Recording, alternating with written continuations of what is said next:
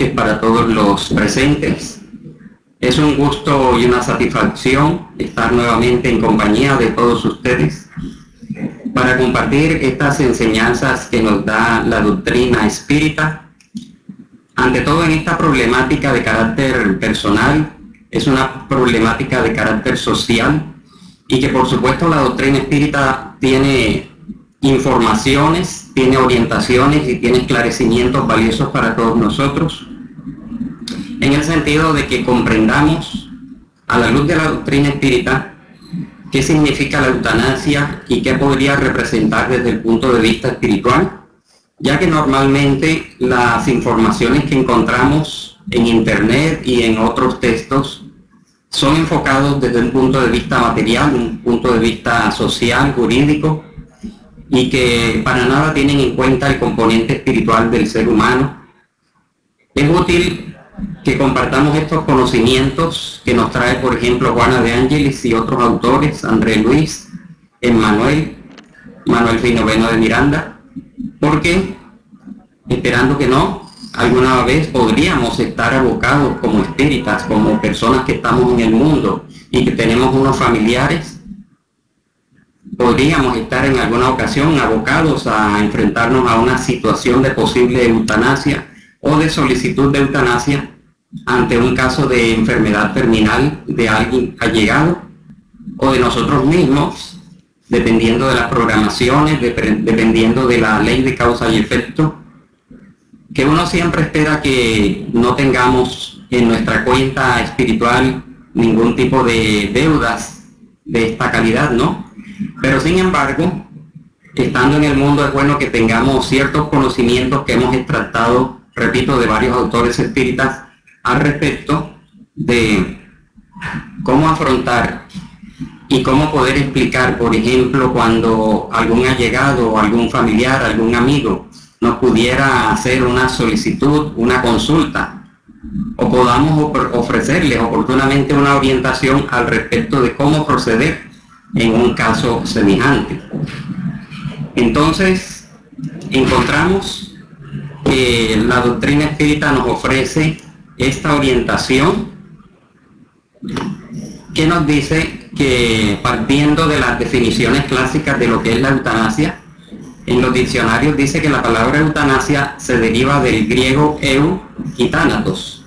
Eu, que quiere decir bueno o bien, y thanatos, muerte, lo cual, uniendo estas dos partículas, significaría bien morir o morir bien. La eutanasia, según el Diccionario Real de la Academia Española, es la acción u omisión que, para evitar sufrimientos a los pacientes desahuciados o considerados desahuciados desde el punto de vista material, aceleran su muerte con su consentimiento o sin él. Entramos allí ya en el concepto de la eutanasia voluntaria o la eutanasia involuntaria. También indica que la eutanasia es la muerte sin sufrimiento físico, es decir, acción u omisión para evitar sufrimientos a pacientes que tienen enfermedades terminales, pacientes que no tienen posibilidad de recuperarse o que están al borde de la muerte, pero esta no llega y el sufrimiento físico se prolonga.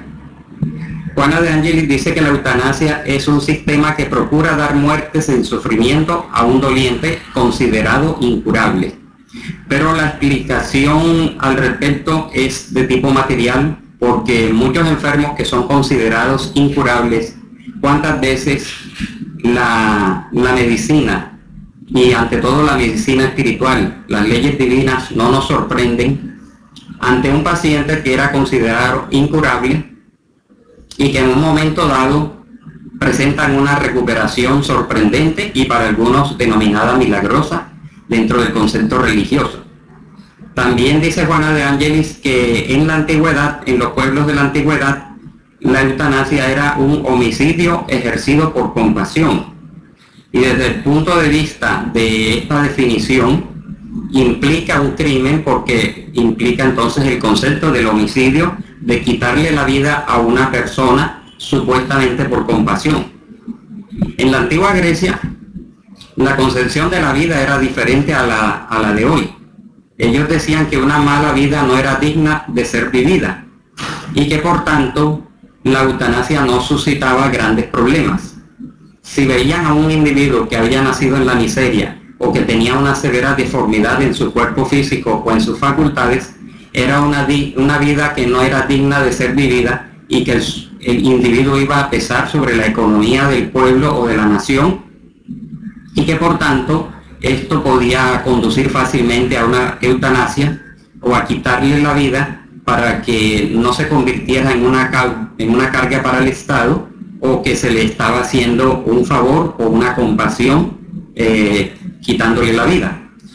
Sin embargo, hay una excepción en esa concepción griega. Hipócrates presentaba una notable excepción cuando decía que prohibía a los médicos la eutanasia activa y la ayuda a cometer suicidio. Era una prohibición que Hipócrates hacía a sus discípulos, a sus colegas, el hecho de que se practicara una eutanasia activa o que se hiciera el corte de la vida de una forma externa o involuntaria.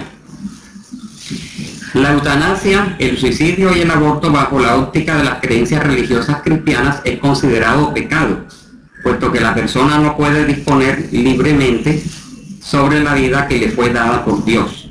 Es decir, que desde la concepción religiosa, la mayoría de las religiones, al considerar que la vida es un bien supremo, debe ser, y que es donado por Dios, el individuo tiene que hacer lo posible por defender esa vida.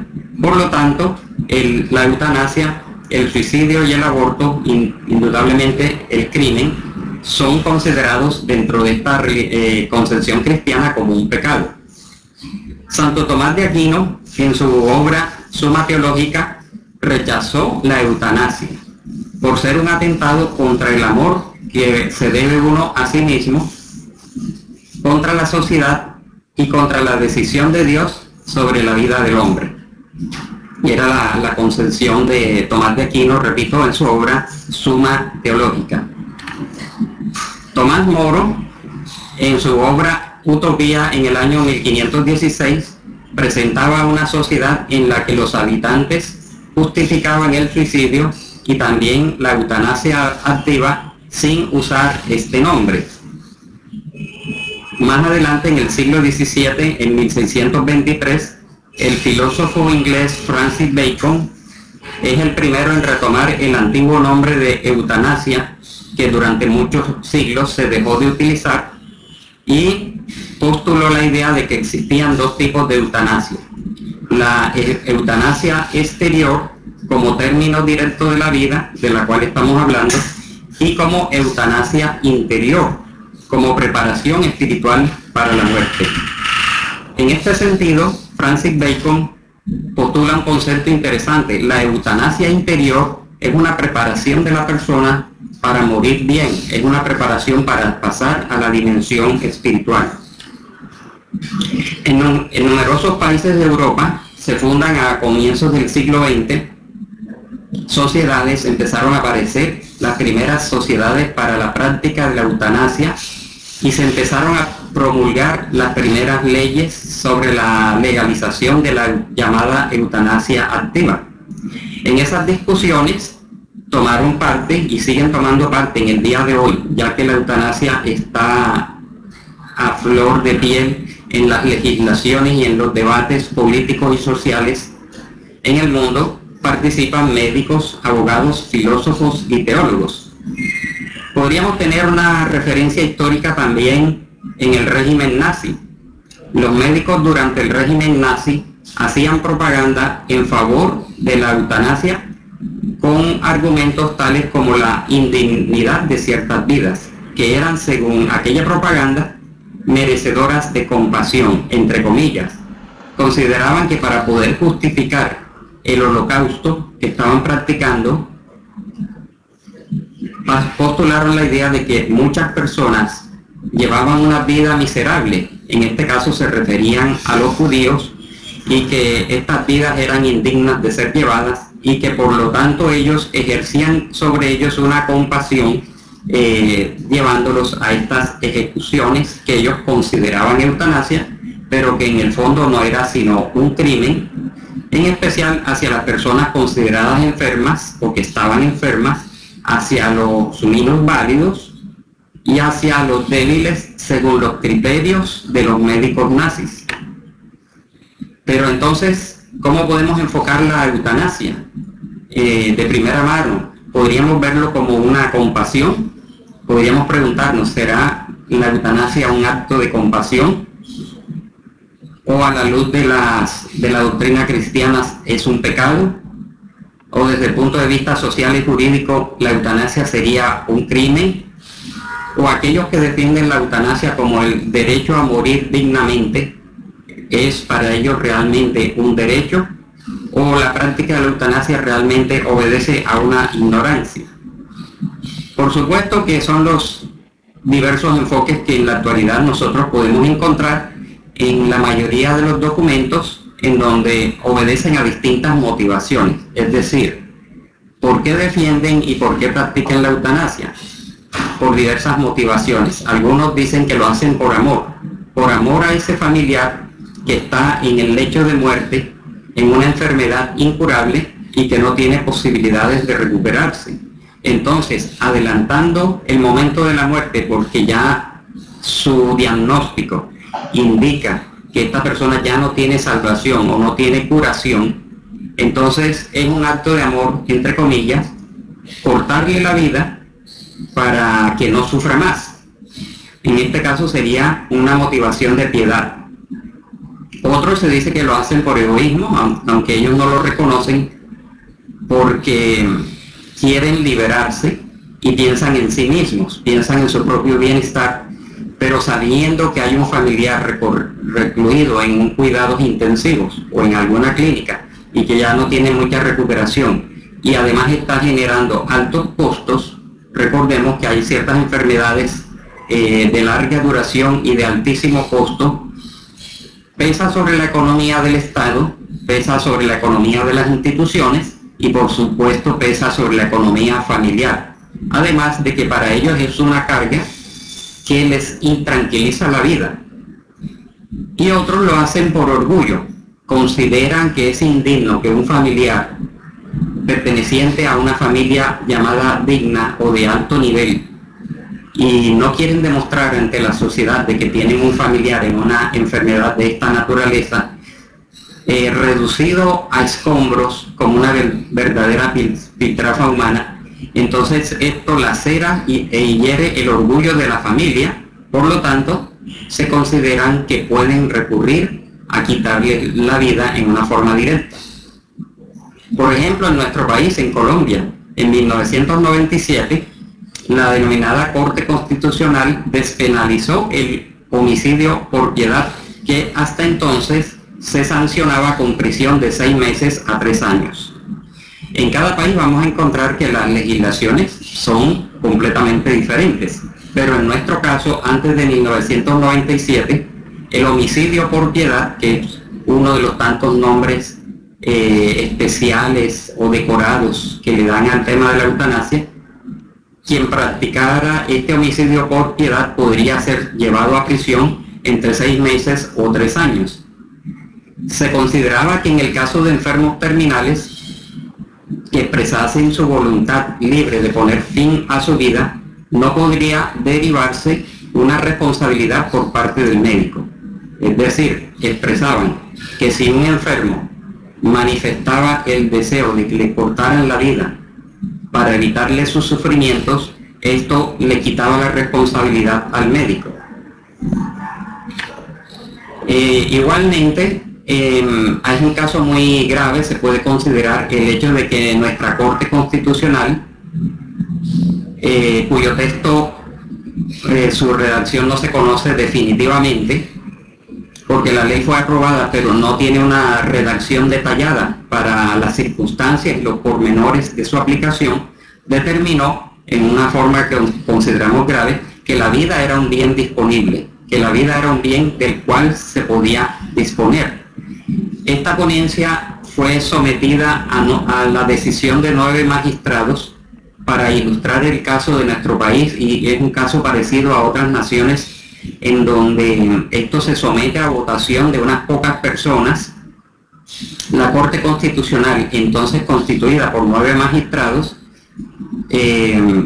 cuya orientación agnóstica y atea no admitía dudas, al hacer esta votación, por 6 personas decidieron que se podía aprobar esta ley. Y en la práctica esto decía: no será punible la conducta del médico que por piedad colabore con el enfermo terminal para que ponga fin a su existencia. Se estaba planteando en este asunto en el contexto de derecho a morir dignamente. Teníamos entonces la puerta abierta así para los llamados suicidios dignos, y que después se pasaría fácilmente a los abortos dignos y a los crímenes y a los asesinatos dignos. La parte más grave de esta aprobación o de esta ponencia dice que el principio que se establece dice que la vida no es sagrada, sino un bien del cual se puede disponer.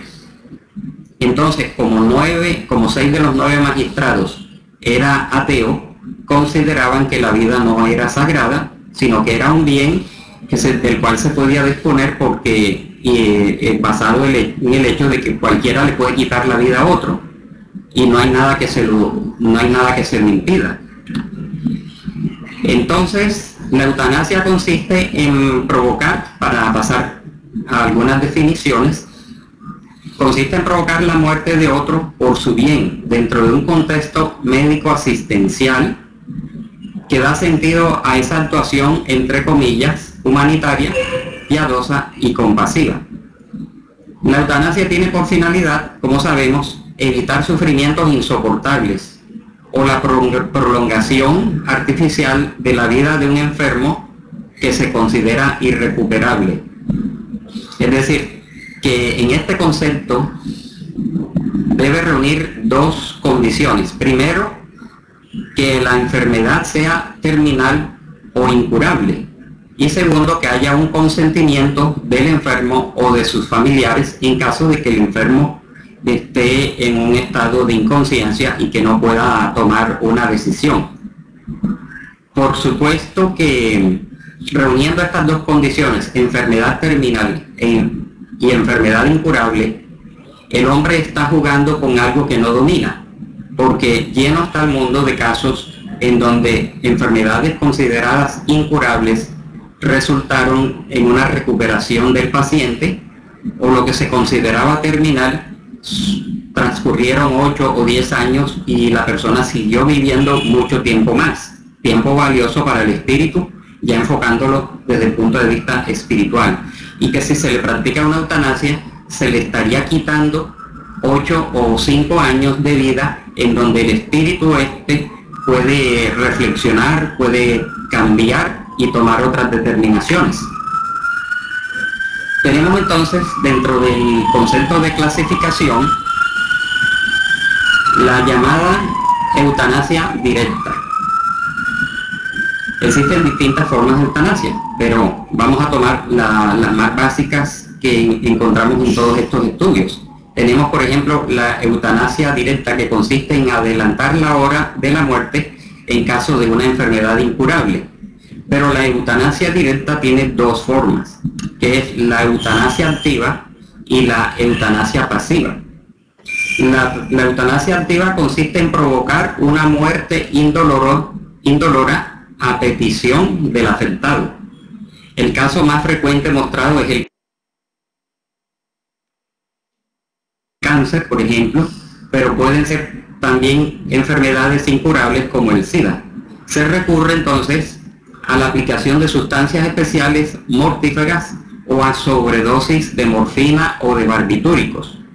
Entonces, sigue aquí prevaleciendo el caso de que hay que evitarle el sufrimiento al paciente porque es incurable su situación. Entonces, en este caso, en el caso de la eutanasia activa, se aplican directamente medicamentos que le van a inducir su fallecimiento. Está igualmente la eutanasia pasiva. En la eutanasia pasiva, aunque es directa, se deja de aplicar un tratamiento, se deja de tratar una complicación, por ejemplo, una bronconeumonía o se deja de alimentar al paciente por vía parenteral u otra vía al enfermo, con lo cual se precipita el término de su vida. Esta eutanasia pasiva en cierta forma es cruel, porque si se le deja de suministrar al paciente el tratamiento o si se le deja de alimentar, entonces se convierte en el fondo en una eutanasia directa activa. Es una muerte por omisión, es decir, estás incurable, estás irrecuperable, estás sufriendo, entonces vamos a dejar de aplicarte el tratamiento.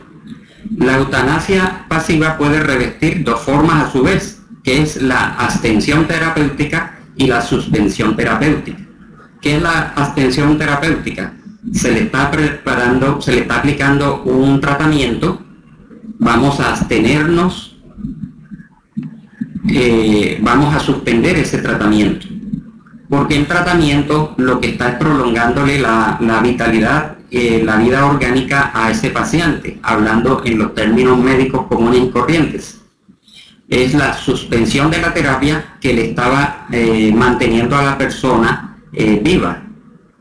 Y la abstención terapéutica es que no se inicia el tratamiento, no se le aplica ningún tipo de tratamiento y se le deja morir. A eso lo llaman eutanasia pasiva.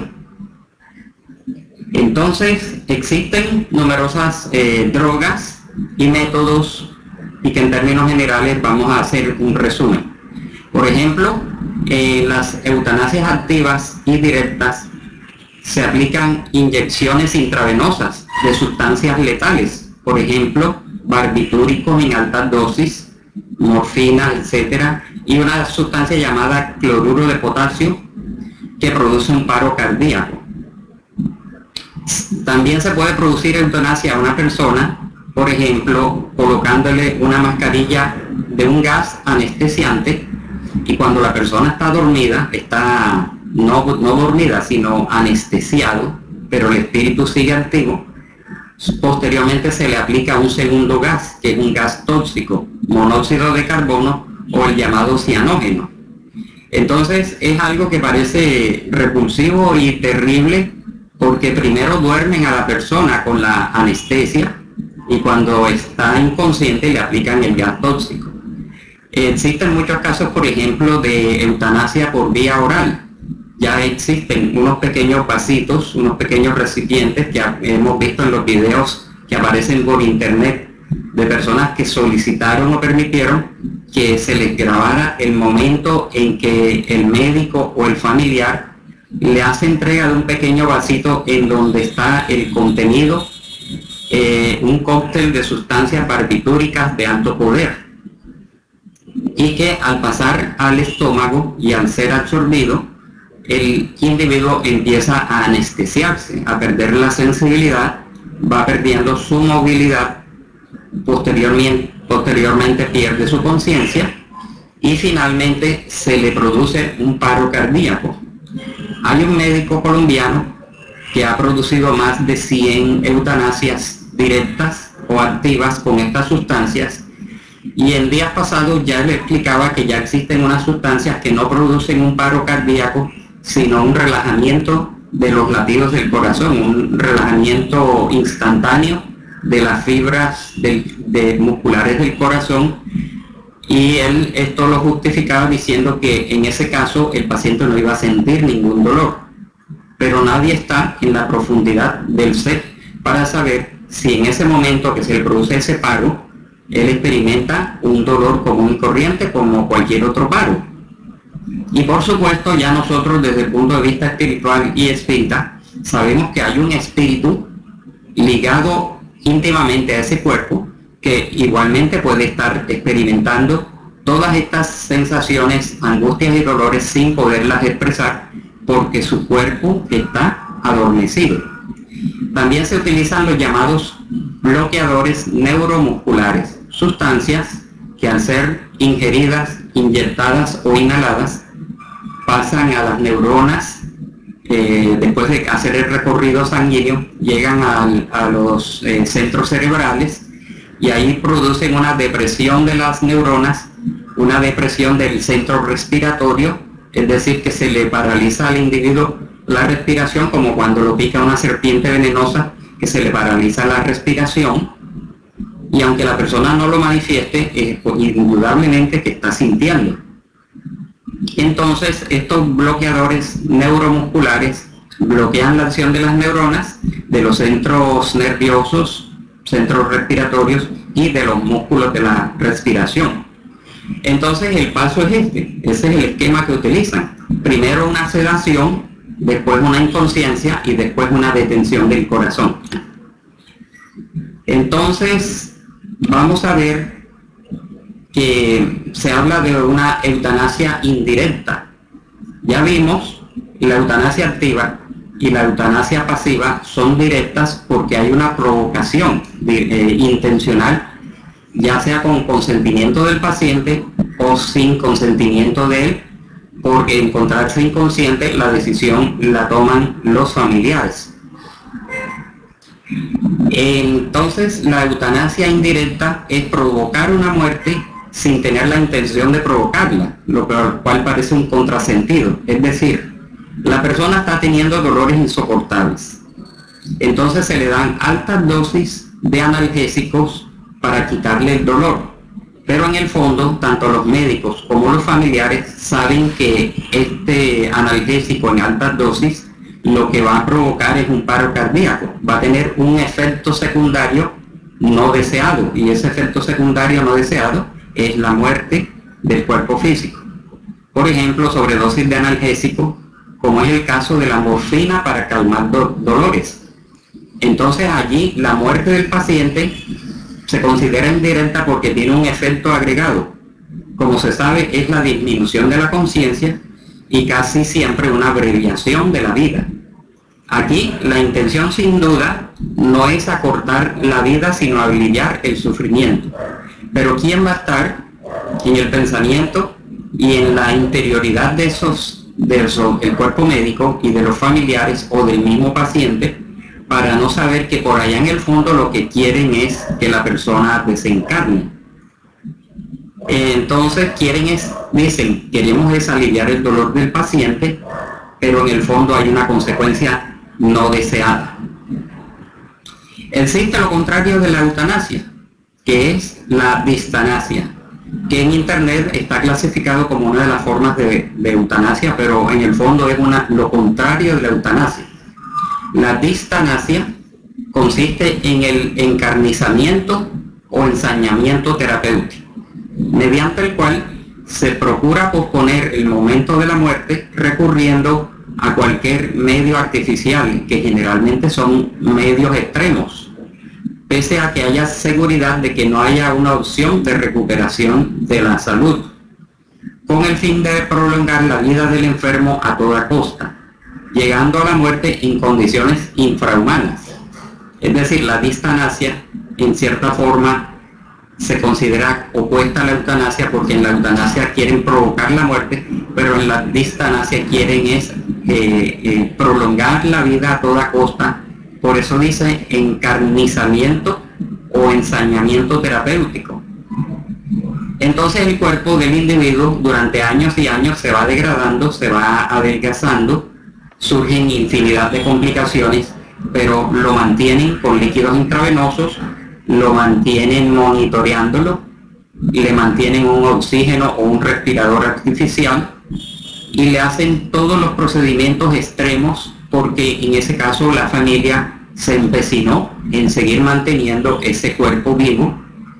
Y se han dado casos, por ejemplo, de que después de muchos años de inconsciencia, de muerte, hasta de muerte cerebral, 8 o 10 años, la persona empezó a recuperarse, despertó y quedó por detrás, se echó abajo todos los conceptos y todos los diagnósticos y los cálculos que los médicos y la familia habían tenido, porque solamente Dios y el plano espiritual superior saben cuánto es el tiempo de vida de un paciente, saben hasta dónde llega su deuda expiatoria, hasta dónde el espíritu requiere de ese sufrimiento o de ese atrapamiento en ese cuerpo sufriente. Entonces la distanasia en cierta forma se vuelve cruel, porque durante mucho tiempo le mantienen todos los aparatos posibles, y en ese caso ni la familia, ni el hospital, ni el Estado están, digamos, escatimando esfuerzos económicos para esta prolongación. Normalmente la distanasia se aplica según los deseos de los familiares, porque el paciente normalmente está inconsciente. Y existe una forma de eutanasia denominada ortotanasia, que es aceptada en muchas legislaciones, es acatada por la religión católica porque lo consideran caritativo, que consiste en dejar morir a tiempo sin emplear medios desproporcionados y extraordinarios o indignos. La ortotanasia consiste más que todo en brindarle a un enfermo terminal los cuidados mínimos, los cuidados que se consideran de sentido común. Ni se le precipita la muerte, ni se le alarga extremadamente su vida. Entonces, por ejemplo, si la persona presenta una neumonía, se le aplican los antibióticos del caso. Si la persona tiene dificultad respiratoria, le aplican el respirador o la mascarilla de oxígeno. Si la persona presenta escaras, le hacen curación de las escaras. Se trata de brindarle toda la comodidad en el lecho de enfermo para que la persona tenga una mejor calidad de vida hasta donde esto es posible, y se deja que el mismo organismo, se deja que la misma naturaleza opere para que sea la misma naturaleza, el mismo organismo y en el fondo la espiritualidad superior marquen el momento en que el espíritu sale de ese cuerpo. Entonces la ortotanasia parece ser el término medio de estos dos extremos anteriores. Se ha sustituido en la terminología práctica por muerte digna para centrar el concepto en la condición de la dignidad del paciente terminal y no en la voluntad de morir. Es decir, que en la ortotanasia se aplica un acto compasivo, brindándole a ese ser querido todas las ayudas sin el encarnizamiento que vimos anteriormente y sin tratar de que su fallecimiento sea más pronto. El otro extremo también se considera el llamado suicidio asistido, que es el que más publicidad tiene, porque en el suicidio asistido se proporciona en forma intencional y con conocimiento a una persona los medios y procedimientos para suicidarse, incluidos el asesoramiento sobre dosis letales de medicamentos, prescripción de dichos medicamentos o su suministro. En el suicidio asistido se plantea como un deseo de la extinción porque la vida ha perdido razón de ser o se ha hecho dolorosamente desesperanzadora. En este caso es el paciente el que voluntaria y activamente termina con su vida, de allí el concepto de suicidio. Entonces no tiene nada que ver prácticamente con la eutanasia, porque sencillamente la persona está utilizando un mecanismo químico o de otra forma para precipitar su propio suicidio.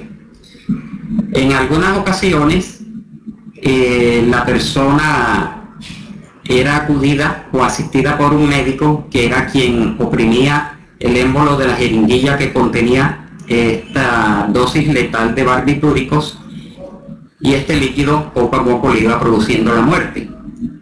Pero allí se estaba presentando un problema de conciencia de los médicos, porque se consideraban que ellos estaban provocando la muerte y casi que lo estaban viendo como un crimen. De allí que posteriormente se inventaron distintos aparatos ingeniosos para evitar que fuera el médico o la mano del paciente la que administrara la sustancia intravenosa o por vía oral. Y tenemos, además del suicidio asistido, la llamada cacotanasia, que igualmente nos parece terrible. En la cacotanasia, que se deriva de la palabra cacos, que significa malo, La eutanasia se impone sin el consentimiento del paciente. La palabra apunta hacia una mala muerte y en el fondo es un asesinato. Es decir, la persona no puede hablar, la persona está inconsciente, está sufriendo y decido aplicarle la eutanasia sin que él lo consienta. En el fondo se convierte en un asesinato. Entonces, en el caso de suicidio asistido, por ejemplo, tenemos los casos extremos que hicieron famosos a muchos médicos, entre aquellos como Jack Kevorkian, que era un patólogo armenio estadounidense que ocasionó controversia por la aplicación de eutanasia a más de 130 pacientes. Es lamentable ver cómo galenos, personas que se prepararon para salvar vidas, para proporcionar la salud y la recuperación de los pacientes, terminan haciendo lo contrario, más que todo por motivos económicos. Su lema del doctor Kevorkian era: morir no es un crimen. En 1999 fue sentenciado a una pena de 10 a 25 años de prisión por asesinato y fue indultado por razones de salud en el año 2007 y desencarnaría posteriormente. En el caso del suicidio asistido, repito, empezaron a elaborarse sistemas sofisticados, en donde el médico, para no sentirse culpable, diseñó la llamada máquina de la muerte. Él y otros desarrollaron aparatos mecánicos o electrónicos que oprimían el émbolo, pero alguien tenía que darle la orden al aparato encendiéndolo u oprimiendo un botón, ya fuera que el botón fuera oprimido por el mismo paciente, por un familiar o por un miembro del personal de salud.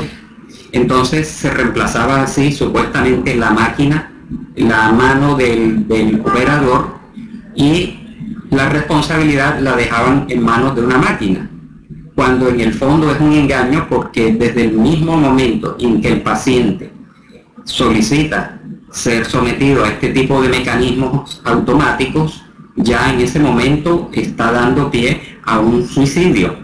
Y por muy sofisticado que sea el aparato, tiene que haber una orden, y en esa orden está participando el individuo que tiene una enfermedad incurable o los familiares. Entonces podemos ver en internet, por ejemplo en YouTube, numerosos videos por el famoso caso de Peter Smedley, que era un rico millonario británico que había tenido una infancia privilegiada, había tenido una educación excelente, se convirtió en un adinerado y exitoso empresario, y cuando estaba en la cumbre de su apogeo social y económico, se le descubrió una enfermedad de degeneración del sistema nervioso que lo iba a conducir paulatinamente a un estado deplorable en su cuerpo físico. Y como su presencia física era excelente, gozaba de una buena salud, de mucha fama, de mucho éxito empresarial, él consideró que no estaba dispuesto a verse sometido a estas condiciones deplorables y autorizó a la BBC de Londres a hacer la filmación que ustedes pueden ver, y seguramente han visto este y otros casos, en donde en compañía de su esposa y de su hermana y la presencia de un médico le ofrecen una pequeña copa de barbitúricos que él ingiere con la mayor tranquilidad, sentado en un sofá, vestido elegantemente. Se despide de sus familiares, va cayendo en una ensoñación, después en un ronquido, y finalmente el video sigue hasta que él desencarna completamente, ¿no? Fallece, y esto es mostrado abiertamente en estos videos. ¿Qué dice, por ejemplo, Juana de Ángelis? Juana de Ángelis, este instructor, espíritu instructor que ha dictado numerosas obras a través de Divaldo Pereira Franco, dice que la eutanasia es una práctica nefasta. Por supuesto, nosotros los espíritas vemos la eutanasia, ante todo la eutanasia directa, activa y pasiva, como una práctica nefasta que manifiesta el predominio del concepto materialista de la vida, que apenas ve la materia, en detrimento de las realidades espirituales, y que refleja la soberanía del primitivismo animal en la constitución emocional del hombre. Y Juana de Ángelis hace un examen, un análisis de quiénes son estas personas que la vida y su salud los lleva a estas condiciones. Y dice que en el pasado estos espíritus que reencarnan en estas condiciones y que en un momento de la vida se ven abocados a una enfermedad incurable, fueron antiguos agresores, explotadores, exploradores y colonizadores, amantes de la rapiña, de los abusos de cualquier naturaleza, que vuelven a los mismos escenarios en que se empecinaron o corrompieron o se hicieron infelices, porque fueron alcanzados por las improntas soberanas leyes del orden y del equilibrio. Es decir, son castigados, entre comillas, son víctimas de la ley de causa y efecto, en donde ellos violaron la ley divina a través del asesinato o a través del suicidio, y retornan a los mismos escenarios alcanzados por las leyes divinas para que rehagan el camino antes recorrido criminalmente. ¿Cómo van a rehacer ese camino o cómo van a resarcir los crímenes del pasado? Pasando por estas situaciones extremas en donde su espíritu tiene que aprender la valoración de la vida propia y la valoración de la vida del prójimo, porque el espíritu es sumido poco a poco en una meditación en la cual él empieza a sentir en la profundidad de su ser el por qué está sometido a esta situación. Indudablemente, si es un espíritu rebelde, acude a la eutanasia o al suicidio. Pero esta educación es valiosa para el espíritu porque va a generar una ganancia, una comprensión profunda del amor, del respeto a la vida del prójimo y de sí mismo, el respeto a la naturaleza. Entonces pudieron ser agresores, explotadores, amantes de la rapiña, abusadores de cualquier tipo, o viciosos o suicidas del pasado que vienen a rescatar en esta forma. Generalmente ellos vienen en medio de una familia, por supuesto, nacen de un padre y de una madre que muchas veces son los mismos seres que en el pasado patrocinaron o contribuyeron por una mala educación o por un abuso en que ese individuo desde la infancia fuera cogiendo un mal camino y posteriormente se convirtiese en un azote de la sociedad. Inicialmente son el azote de la familia y posteriormente se convierten en el azote de la sociedad. Se endeudan ante la ley de causa y efecto y reencarnan nuevamente rodeados de estos familiares quienes participaron en la criminalidad del pasado. Entonces las personas que se le vinculan en la condición de padres, cónyuges, hermanos y amigos también participaron de los mismos dramas y de las mismas tragedias del pasado, fueron responsables directos o indirectos de los errores, y que en esta encarnación deben rodearlos de afecto, rodearlos de amor y rodearlos de todos los cuidados y no conducirlos a una muerte precipitada. Dice Juana de Ángelis que nadie se deberá permitir la interferencia destructiva o deliberativa por medio de la eutanasia y en tales procesos redentores, porque eso es en el fondo un proceso redentor en donde el espíritu se va a redimir, va a aprender, va a tomar otro tipo de resoluciones, ya sea en el lecho de enfermo o cuando retorne al mundo espiritual, cuando la misma naturaleza, a través de esa llamada ortotanasia, lo va a conducir en una forma natural hacia el mundo espiritual. Entonces las personas que precipitan la eutanasia casi siempre actúan por egoísmo, como habíamos visto al principio, porque están presurosos de liberarse de ese compromiso, de esa responsabilidad, cuando realmente lo que deberían es ayudarlos, sustentarlos y amarlos más. Pero vienen al mundo los misioneros de la medicina En lo que atañe a los enfermos considerados irrecuperables, conviene considerar, dice Juana de Ángeles, que dolencias ayer detestables como incurables son hoy capítulos superados por el triunfo de los hombres sacerdotes de la ciencia médica, que la ennoblecen con la contribución que sus vidas ofrecen en beneficio de la humanidad. Siempre hay pues la posibilidad de conseguir mañana la victoria sobre la enfermedad irreversible de hoy.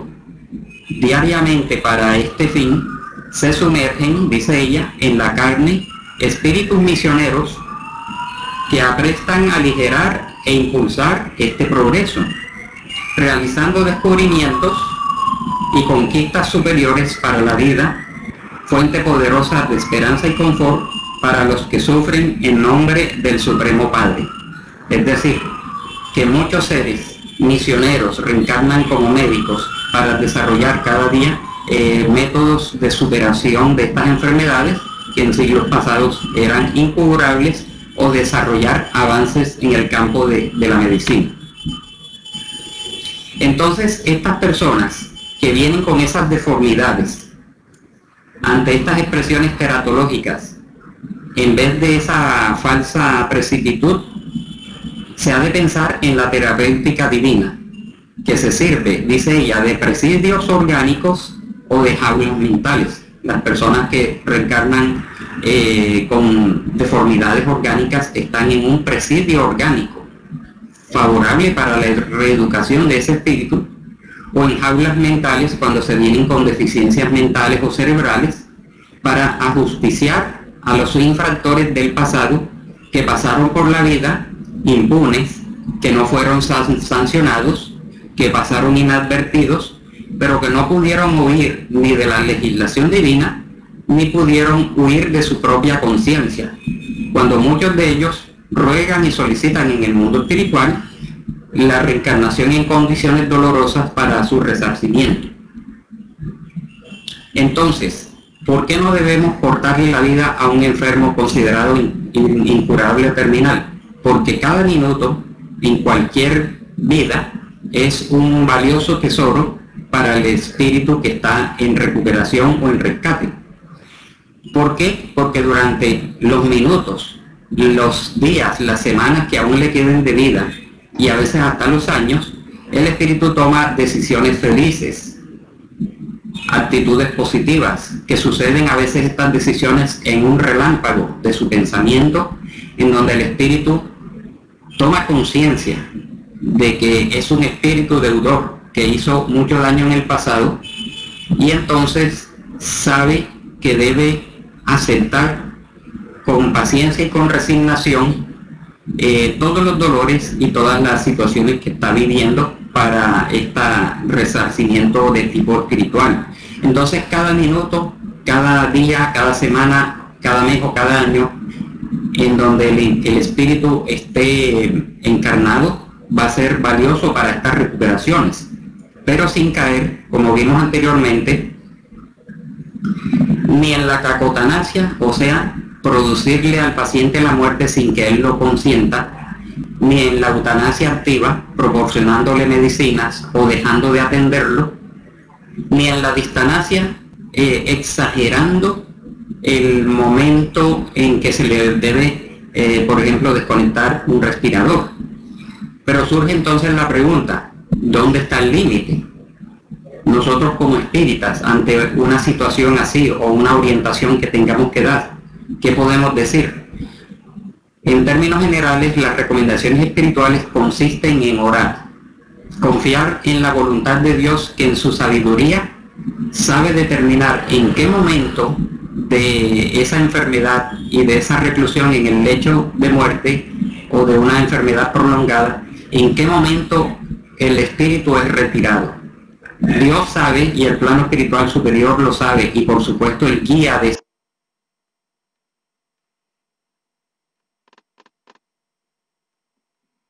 esa persona y los guías de los familiares, hasta qué momento el organismo tiene el depósito de energía suficientes, porque vemos cuántas personas, aún teniendo todos los aparatos conectados, termina parándose su corazón.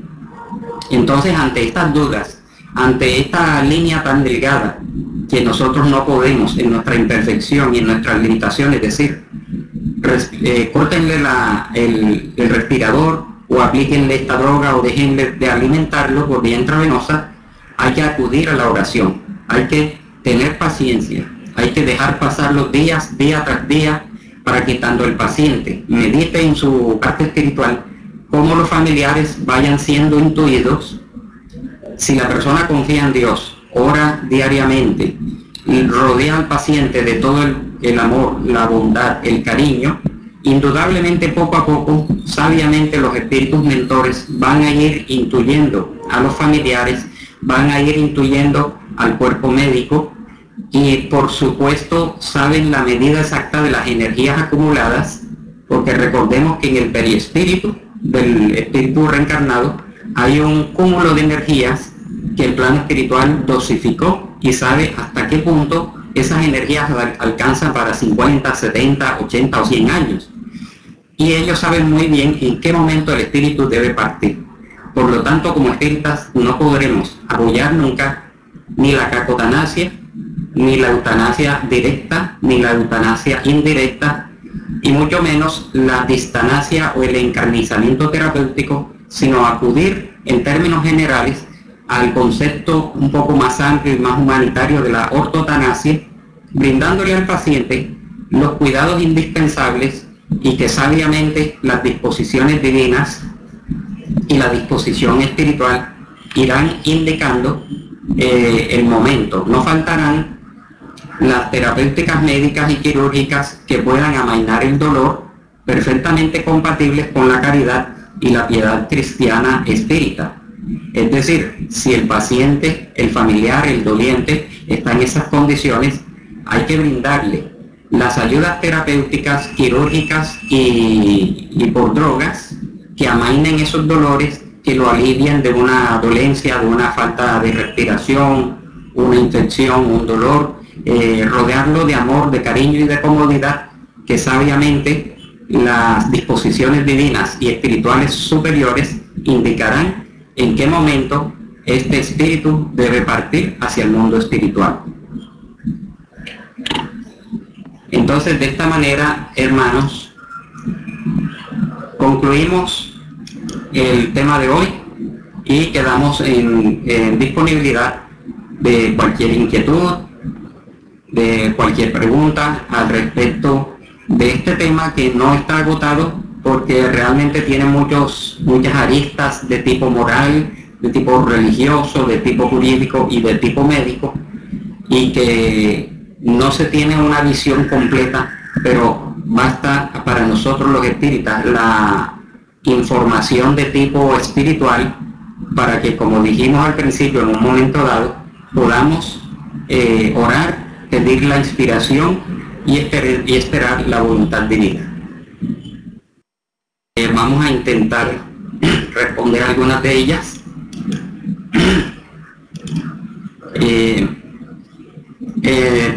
Analizando, ¿no?, el concepto que nos da Juana de Ángelis y otras aceptaciones de esta forma de rodear al paciente de amor, porque en realidad lo que se le rodea es de amor, y de todos los cuidados médicos indispensables, ni exagerando el encarnizamiento, como vimos anteriormente con la distanasia, ni provocando su desencarnación.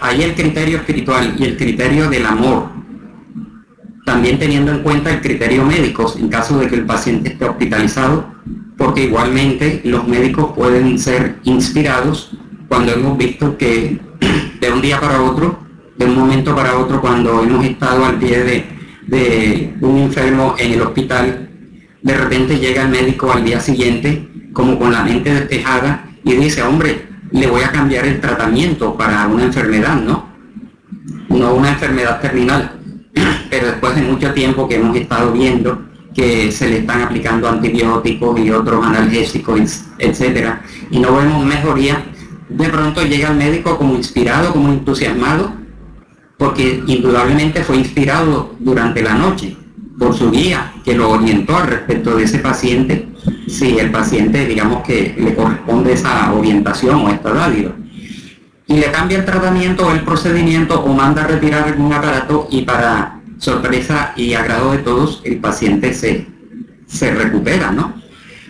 Por lo tanto, sigue siendo valioso el concepto de ortotanasia, en donde se actúa humanitariamente y se tiene en cuenta también los procedimientos médicos, el conocimiento de estos especialistas y de estos profesionales, ¿no?